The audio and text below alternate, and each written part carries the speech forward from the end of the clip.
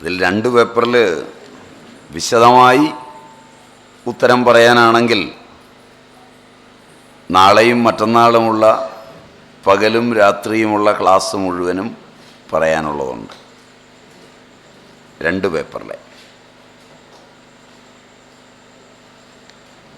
അതുകൊണ്ട് ഇതിൽ കൂടുതൽ ചോദ്യങ്ങളും ക്വിസിൻ്റെ ചോദ്യങ്ങളുമാണ്. അതുകൊണ്ട് അതിൽ ചിലത് ഞാൻ നിങ്ങൾക്ക് റെഫർ ചെയ്യാവുന്ന പ്രമാണ ഗ്രന്ഥങ്ങൾ പറഞ്ഞുതരാം. അതായിരിക്കും ഉചിതമെന്ന് തോന്നുന്നു.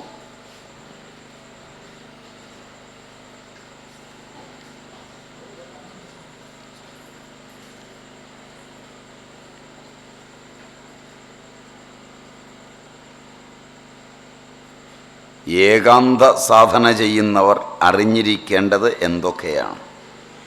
ഇന്ദ്രിയങ്ങൾക്കപ്പോൾ എന്തെങ്കിലും വ്യായാമം ആവശ്യമുണ്ടോ? ഏകാന്ത സാധന എന്ന് പറഞ്ഞാൽ തന്നെ ഇന്ദ്രിയങ്ങളെ അന്തർമുഖമാക്കുകയാണ്. അപ്പോൾ ഇന്ദ്രിയങ്ങളെ ബഹിർമുഖമാക്കുന്നതാണ് വ്യായാമങ്ങളൊക്കെ. അന്തർമുഖമാക്കുവാൻ ഒരുങ്ങുമ്പോഴാണ് ഏകാന്ത സാധന ഉണ്ടാകുന്നത്. അതൊക്കെ ചെയ്യുന്നത് ഏതെങ്കിലും ഉത്തമനായ ഗുരുവിൻ്റെ ശിക്ഷണത്തിലാകുന്നതാണ് ഉചിതം.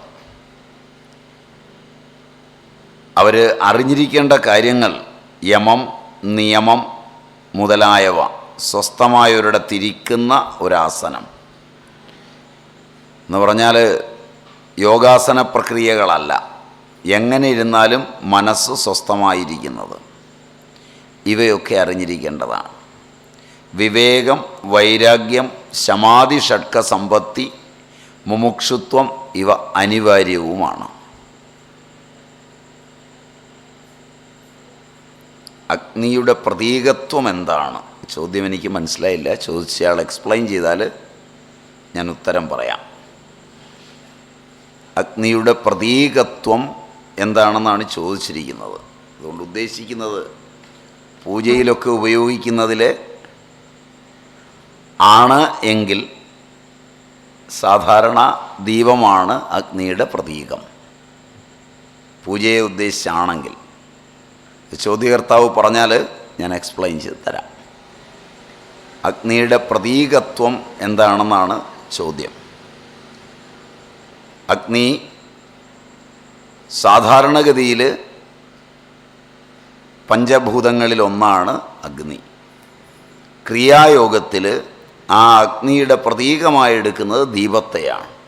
രം അഗ്നിയാത്മനെ ദീപം കൽപ്പയാമി എന്നാണ് പറയുന്നത്.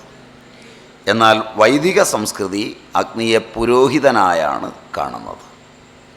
വേദങ്ങൾ വ്യക്തമായി പറയുന്നുണ്ട്, അഗ്നിം ഈടേ പുരോഹിതം യജ്ഞസ്യ ദേവമൃത്വിജം ഹോതാരം രത്നധാതമം. അവിടെ അഗ്നിയെ പുരോഹിതനായാണ് കാണുന്നത്. എന്നാൽ യജ്ഞങ്ങളിൽ അഗ്നി പ്രാധാന്യമായതുകൊണ്ട് യജ്ഞം എന്ന് പറഞ്ഞാൽ തന്നെ അഗ്നി എന്നൊരർത്ഥമുണ്ട്. ആഗമങ്ങളെന്ത്, നിഗമങ്ങളെന്ത്? ആഗമങ്ങളെന്ന് പറയുന്നത് വൈദിക ശ്രുതികളോട് ബന്ധപ്പെട്ട് ഉണ്ടായിട്ടുള്ള ആചാര്യന്മാരുടെ അനുഭൂതികളുടെ തെളിവുകളാണ്. നിഗമങ്ങൾ എന്ന് പറയുന്നത് അതും അറിവിൻ്റെ വേറൊരു സെറ്റ് ആകരങ്ങളാണ്. എന്താണ് എൻലൈറ്റൻമെൻറ്റ്? ഉദ്ദേശിക്കുന്നത് എന്താണെന്ന് മുമ്പ് പറഞ്ഞ പോലെ എനിക്ക് വ്യക്തമല്ല. സാക്ഷാത്കാരം എന്ന അർത്ഥത്തിലാണോ, അതല്ല അനുഭൂതി എന്ന അർത്ഥത്തിലാണോ, അതല്ല മുക്തി എന്ന അർത്ഥത്തിലാണോ? പല അർത്ഥത്തിൽ കൊടുക്കുന്ന ഒരു ആംഗലേയ പദമാണ്. അപ്പം ഞാനതിന് ഒരർത്ഥത്തിലുള്ള ഉത്തരം പറയുമ്പോൾ മറ്റൊരർത്ഥത്തിലാണ് ചോദ്യകർത്താവ് വിചാരിക്കുന്നതെങ്കിൽ ഉത്തരം പോരാതെ വരും. സാക്ഷാത്കാരം എന്ന അർത്ഥത്തിൽ എൻലൈറ്റൻമെൻ്റ് എന്ന് ഇംഗ്ലീഷിൽ പറയാറുണ്ട്. ആംഗലേയ പദമായതുകൊണ്ടൊരു പദത്തിന് വളരെ വ്യത്യസ്തങ്ങളായ അർത്ഥങ്ങളുണ്ടാവും. ഒരാൾ ബുദ്ധിയിൽ വളരെ ഉയർന്ന് സംസാരിച്ചാൽ ഈസ് ആൻ എൻലൈറ്റൻഡ് സോൾ എന്നൊക്കെ പറയും. അപ്പം അതുകൊണ്ട് ബുദ്ധിയുടെ സാക്ഷാത്കാരത്തെ അതുപോലെ തന്നെ മുക്തിയെ ഒക്കെ എൻലൈറ്റൻമെൻ്റ് എന്ന് പറയാറുണ്ട്. ചോദ്യത്തിൻ്റെ ഉദ്ദേശ്യം പറഞ്ഞാൽ കൂടുതൽ എക്സ്പ്ലെയിൻ ചെയ്യാം. അല്ല, മോക്ഷം എന്നാണ് ഉദ്ദേശിക്കുന്നതെങ്കിൽ എല്ലാ ലൗകിക വ്യാപാരങ്ങളിൽ നിന്നും കർത്തൃത്വ ഭോക്തൃത്വാദികളിൽ നിന്നും ആത്മാവിനെ വേറെയാണെന്ന് കാണുക. അതിനാണ് ആ പദം ഉപയോഗിക്കുന്നത്.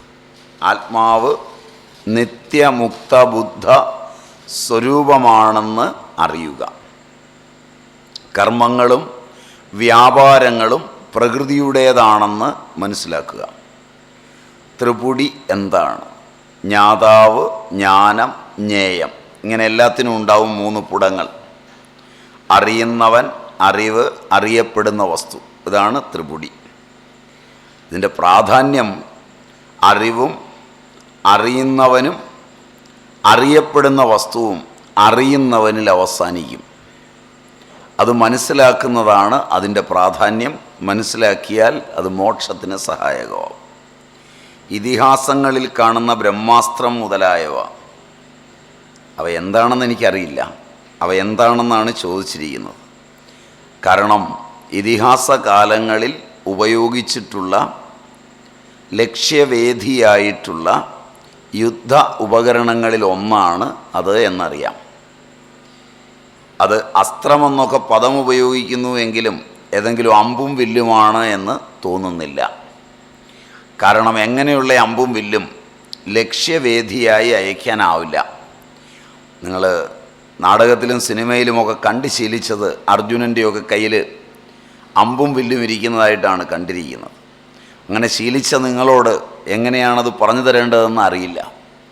പക്ഷേ അത് ഒരു ലക്ഷ്യം കുറിച്ചാൽ ആ ലക്ഷ്യത്തിൽ ചെന്ന് അതിനെ തകർത്ത് കളയുന്നതാണ് എന്നുള്ളതുകൊണ്ട് ഒരമ്പാണ് എന്ന് തോന്നുന്നില്ല. ശൈവം, വൈഷ്ണവം അതുപോലുള്ള മറ്റുള്ളവയും എന്താണ്? ആ മറ്റുള്ളവ മനസ്സിലായില്ല. ശൈവവും വൈഷ്ണവവും 2 സമ്പ്രദായങ്ങളാണ്. അതിൽ ബൗദ്ധായനം, അശ്വലായനം എന്നവയെ മറ്റൊരു പേരിലും പറയും. 2 പ്രകൃഷ്ട സമ്പ്രദായങ്ങളാണ്. അതിൽ ബൗദ്ധായന സമ്പ്രദായം പലപ്പോഴും ഒട്ടേറെ ഏറ്റുമുട്ടലുകൾക്ക് വിധേയമായിട്ടുണ്ട്. അതുകൊണ്ട് അവ ഇന്ന് നാമാവശേഷമായിക്കൊണ്ടിരിക്കുന്ന സമ്പ്രദായമാണ്. അതിൻ്റെ അവസാനത്തെ ഭാഗമാണ് നർമ്മദ. ലോകമെമ്പാടും നിലനിന്നിരുന്ന വളരെ ഉന്നതമായൊരു സാധനാ സമ്പ്രദായമാണ് ബൗദ്ധായനം. അതിൻ്റെ സാമ്പ്രദായിക തലത്തിൽ ക്രമമായ വികാസമുണ്ട്. ബ്രഹ്മചര്യം, ഗാർഹസ്ഥ്യം, വാനപ്രസ്ഥം, സന്യാസം. അതിൽ സന്യാസത്തിന് മാത്രം ഉത്തമ ആശ്രമമായതുകൊണ്ട് ബ്രഹ്മചര്യത്തിൽ നിന്നും സങ്കല്പ ഗാർഹസ്ഥ്യം പൂർവജന്മത്തിൽ തീർന്നതാണെങ്കിൽ നേരിട്ട് സന്യാസത്തിലേക്കും, ഗാർഹസ്ഥ്യത്തിൽ നിന്ന് നേരിട്ട് സന്യാസത്തിലേക്കും, വാനപ്രസ്ഥത്തിൽ നിന്ന് നേരിട്ട് സന്യാസത്തിലേക്കും കടന്നു പോകാവുന്നതാണ്. എന്നാൽ അങ്ങനെ കടന്നു പോകുമ്പോൾ നർമ്മദ പരിക്രമണം ചെയ്യണമെന്ന് നിർബന്ധമുണ്ട്. ഇനി അത് സാധിക്കില്ല. അതുകൊണ്ടാണ് പറഞ്ഞത് ബൗദ്ധായന സമ്പ്രദായത്തിന് ഒട്ടേറെ തലങ്ങളിൽ ആക്രമണങ്ങൾ ഉണ്ടായിട്ടുണ്ട്. അത് ഏറ്റവും കൂടുതൽ വാങ്ങിയിട്ടുള്ളത് കാശ്മീരത്തിലാണ്. അവസാനമായി നർമ്മദയും ഇപ്പോൾ ഡാം വന്നതോടുകൂടി ഇനി പരിക്രമം പറ്റില്ല. നർമ്മദയ്ക്ക് പരിക്രമം ചെയ്യുമ്പോഴാണ് പൂർണ്ണദീക്ഷിതനാകുന്നതെന്ന് വിശ്വസിക്കുന്ന ഒരു സമ്പ്രദായമാണ് ബൗദ്ധായനം.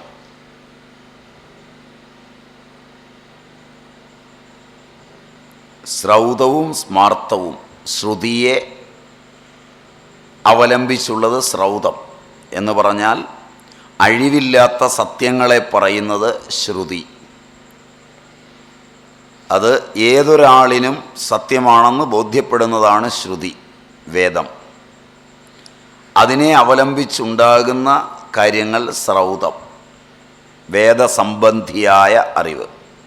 സ്മാർത്തം എന്ന് പറഞ്ഞാൽ സ്മൃതികളായി ഉണ്ടായിട്ടുള്ളത്.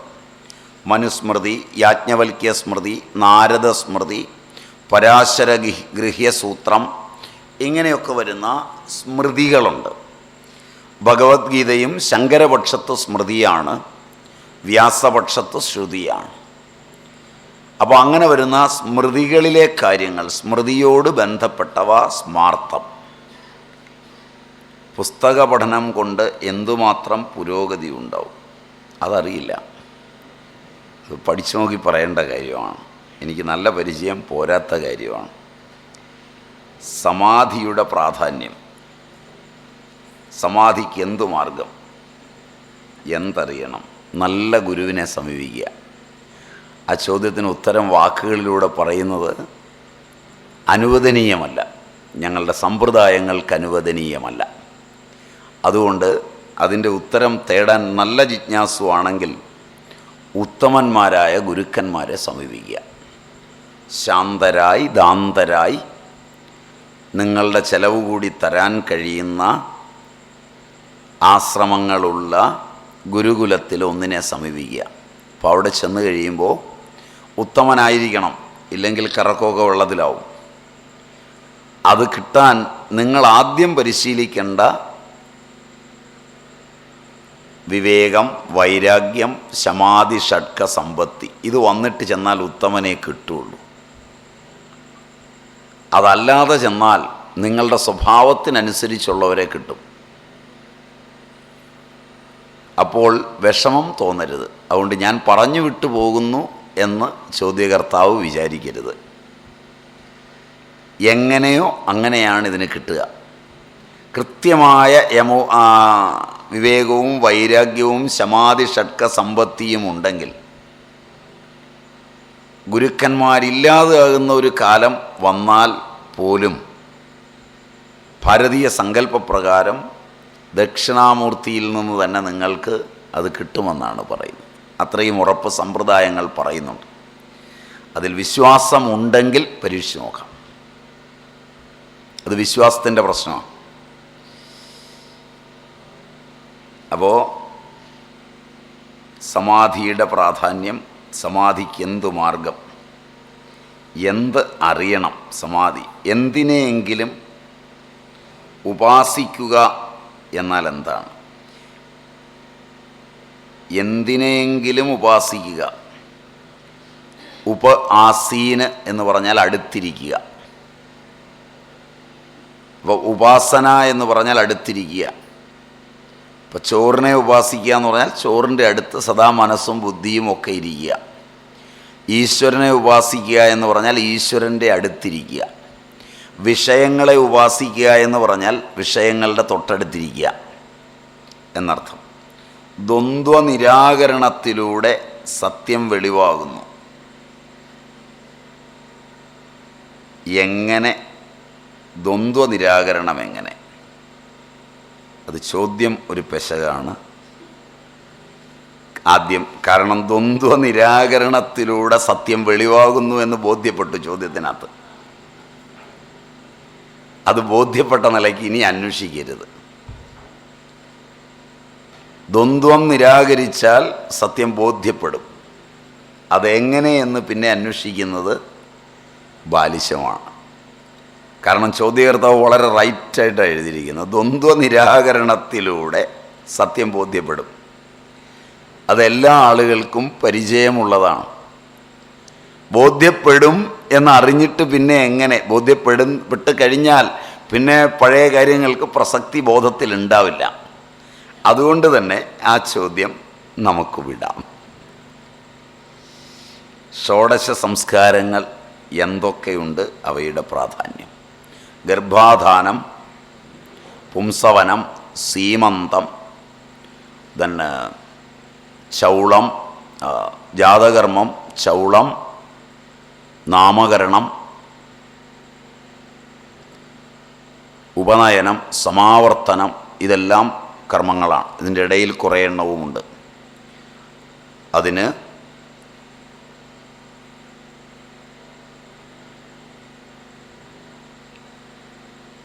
ഒന്ന് പകഴിയം ചടങ്ങ്, 2 കൗശീതകം ചടങ്ങ് എന്ന 2 ഗ്രന്ഥങ്ങൾ 2 സമ്പ്രദായങ്ങളുടെ രീതിയിൽ ഇതിനെ വിശദീകരിക്കുന്നതാണ്. പകഴിയം ചടങ്ങ്, കൗശീതകം ചടങ്ങ്. ഈ 2 ഗ്രന്ഥങ്ങൾ കിട്ടാൻ പഞ്ചാംഗം പുസ്തകശാല, അതാണ് എളുപ്പം. അപ്പം നിങ്ങൾക്ക് വിശദമായി പഠിക്കാം. ഒരു ചോദ്യം കൊണ്ട് തീർക്കാവുന്നതല്ല, അതിനൊരുപാട് കാര്യങ്ങളുണ്ട്.